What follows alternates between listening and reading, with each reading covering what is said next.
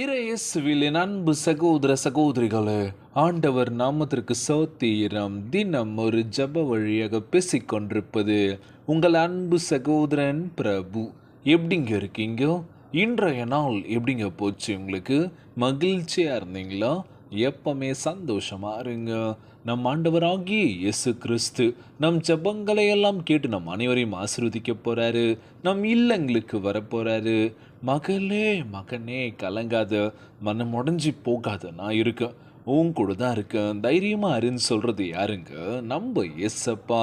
ஆம் என் அன்பு சகோதர சகோதரிகளே, நம் ஆண்டவராகிய இயேசு கிறிஸ்து புதிய மாதத்தை கொடுத்திருக்கின்றார். ஆகஸ்ட் மாதத்தில் நம்ம வழி எடுத்து வச்சுருக்கோங்க. இந்த மாதம் முழுதும் நம்ம ஆண்டவராக இயேசு கிறிஸ்து நம்மளை பத்திரமா பார்த்துக்க போகிறாருங்க. நமக்கு என்ன தேவைன்றதை நிறைவேற்ற போக்கின்றாரு.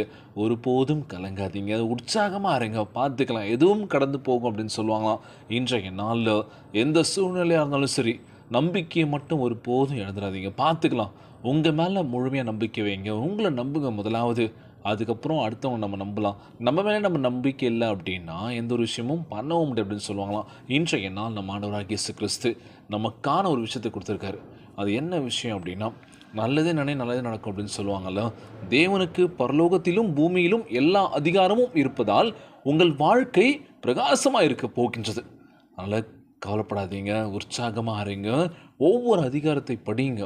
வேதத்தில் இருக்கின்ற ஒவ்வொரு அதிகாரம், ஒவ்வொரு வசனம் பார்த்தீங்கன்னு வச்சுக்கோங்களேன், நமக்காய் கொடுக்கப்பட்டதாக இருக்குங்க. திருப்பாடல் எடுத்துக்கோங்க, அது முழுமையாக படித்து பாருங்கள். அதுவும் சரி, ஓகே, முழுமையாக முடிக்க முடியலனாலும் திருப்பாடல் 91 தினந்தோறும் படிங்களா.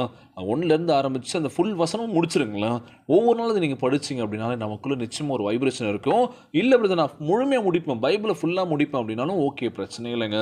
ஸோ ஒவ்வொரு வசனமும் நம்ம கூட ஒரு ஆறுதலான ஒரு வார்த்தையை நமக்கு சொல்லிக்கிட்டே இருக்கும். கவலைப்படாத அப்படின்ற மாதிரி. நமக்கு யாருமே இல்லை, தனிமையில் இருக்கீங்களா? கவலைப்படாதீங்க. நம்ம ஆண்டவராகிய இயேசு கிறிஸ்து நம்மோடு கூட இருக்கின்றார். இன்றைய நாள் ஆகஸ்ட் 1ங்க. என்ன தீர்மானம் எடுத்தீங்க? இந்த மாதத்தில் நிறைய விஷயங்கள் பண்ணணும். நிறைய பேர் டிசைட் பண்ணிக்கலாம். ஆகஸ்ட் மாதத்தில் பாருங்கள், நான் யாருன்றதை நிரூபிக்க போகிறேன், இந்த மாதமாச்சு எனக்கு பிடிச்ச ஒரு மாதமாக இருக்கும் அப்படின்னு நினச்சி நிறைய விஷயங்கள் நம்ம பண்ணிகிட்டு இருக்கலாம். ஆனால் என்ன ஆகும், இன்றைக்கி 1ஆம் தேதி. ஸோ நம்ம ஆஃபீஸ் போயிருப்போம், வெளியில் போயிருப்போம், சில பல சங்கடமான விஷயங்கள் நடந்திருக்கலாம், எப்போதும் போல் போயிருக்கலாம். கவலைப்படாதீங்க, மனசை லூஸில் விட்டுறாதீங்க, அவ்வளோதான். பார்த்துக்கலாம். எதுக்கு எதாலும் தைரியமாக திடப்படுத்திக்கோங்க.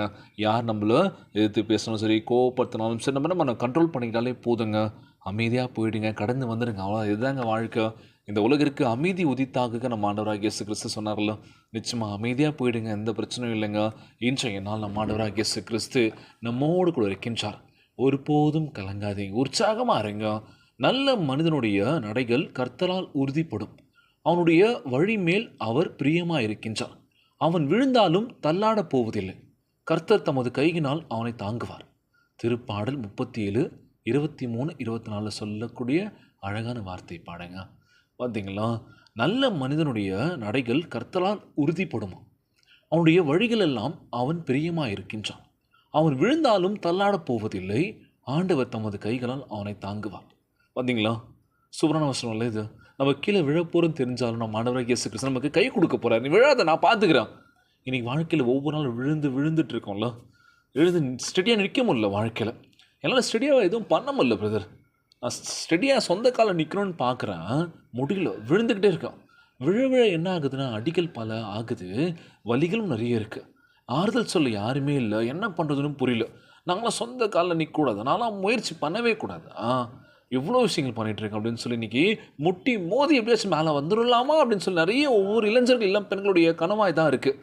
படித்து முடிச்சுடுவாங்க, நல்ல ஒரு வேலைக்கு போகணும்னு நினைப்போம், எந்த ஒரு வருமானமும் பத்தாது, ஆனால் சொந்தமாக பிஸ்னஸ் பண்ண நினைப்போம். அந்த பிஸ்னஸ் பண்ணுறதுக்கான ஒரு வாய்ப்பு உருவாக்கிறதுக்காக நாங்கள் முயற்சி பண்ணுவோம், அதுலேயும் தோல்வி தான். என்னடா வாழ்க்கை அப்படின்னு சொல்லி கலங்காதீங்க.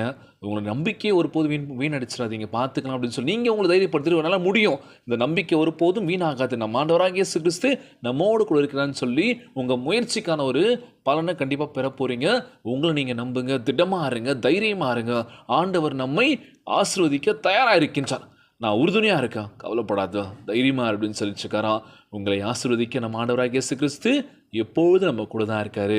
உங்களால் முடிஞ்ச அளவுக்கு ஓடிக்கிட்டே இருங்க, விழுந்தாலும் பரவாயில்ல, பார்த்துக்கலான்னு சொல்லி உங்களை நீங்கள் உற்சாகப்படுத்துங்க.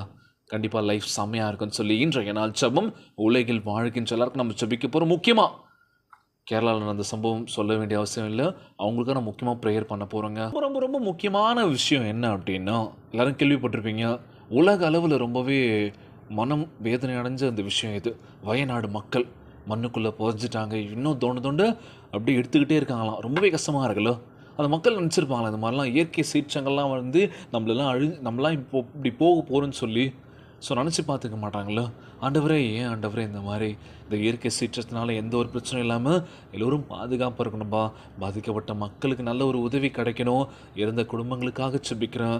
உறவுகளை தவிக்கின்ற ஒவ்வொரு உறவுகள் அங்கே இருக்காங்க. பார்த்துருப்பீங்க அந்த வீடியோ பார்க்கும்போதே ரொம்பவே மனசே உடஞ்ச மாதிரி இந்த சம்பவங்கள் பார்க்கும்போது அப்படியே அடிச்சுட்டு போய் அப்படியே நில சரிவு அப்படியே உள்ளே போயிடுச்செல்லாம். அடுத்த நொடி என்னடா இது வாழ்க்கை அப்படின்ற மாதிரி எல்லாமே முடிஞ்சதில்ல. அந்த அங்கே இருக்க மக்கள் எல்லாருக்காக ப்ரேயர் பண்ணிக்கோங்க. முடிஞ்ச அளவு உதவிகள் வந்துட்டு தான் இருக்குது.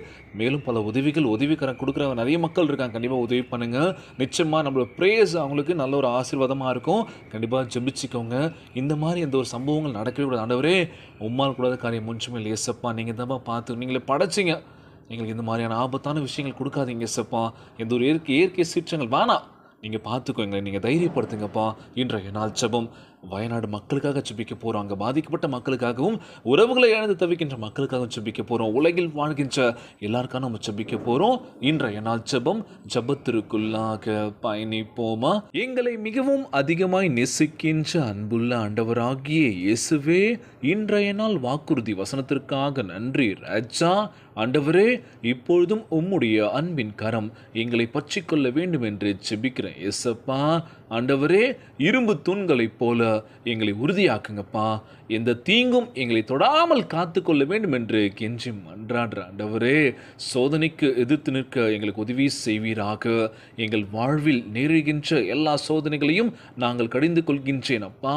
எங்கள் வாழ்வில் இருந்து வேண்டாத காரியங்கள் எல்லாவற்றையும் அகற்றி நாங்கள் நீதிமானாய் விளங்கும்படி செய்வீராக.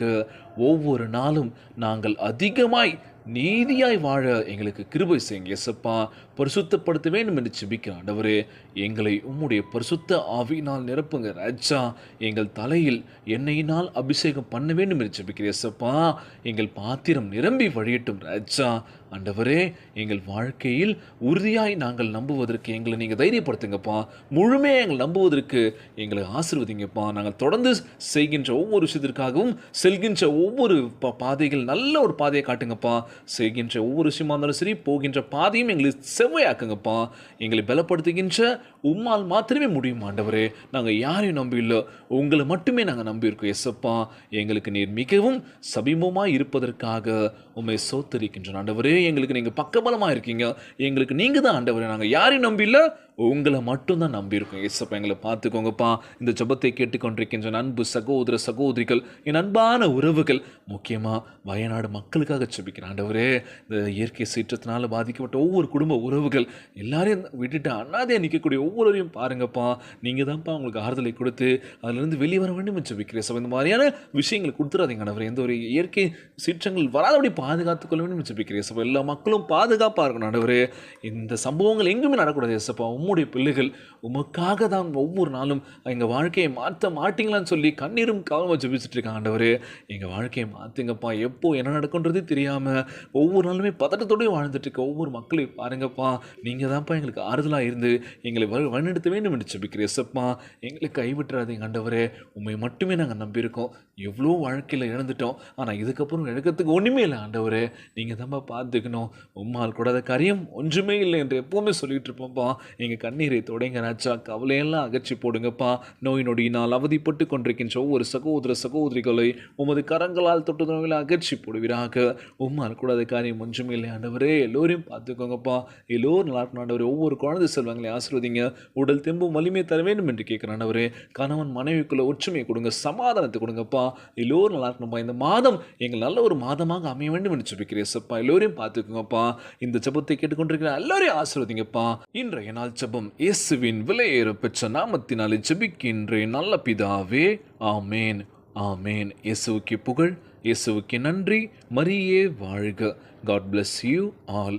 தொடர்ந்து ஜெபியுங்கள், வேதத்தை வாசியுங்கள். ஆண்டவர் நம்மோடு கூட இருக்கின்றார். மரியே வாழ்க.